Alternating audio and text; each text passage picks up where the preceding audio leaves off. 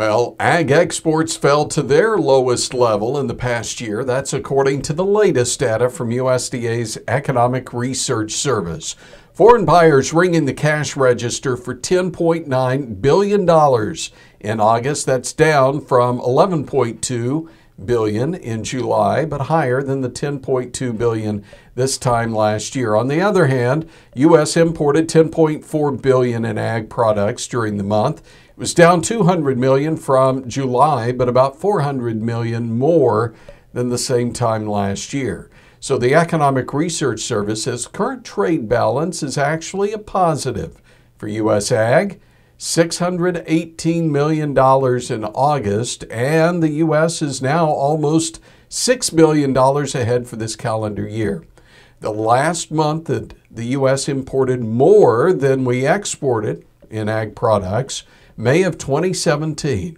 There's another positive sign for ag trade in 2018. Total export sales for the U.S. expected to exceed $140 billion. That would be the highest level since 2014, still 1 month remaining in the fiscal year.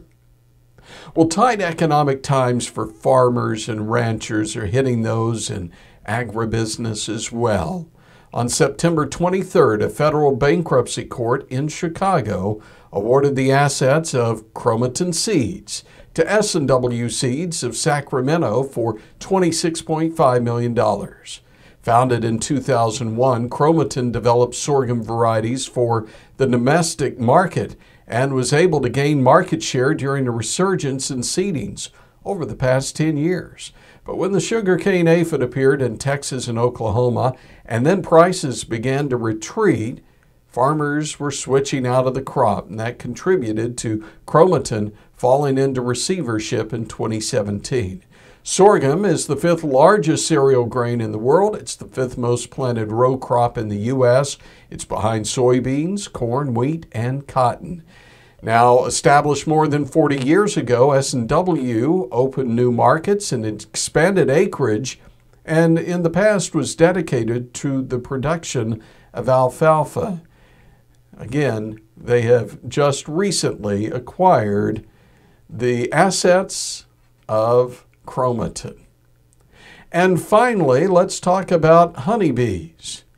You've probably heard in the past large and mysterious losses of honeybee colonies, leading entomologists to classify a set of diagnostic symptoms as colony collapse disorder.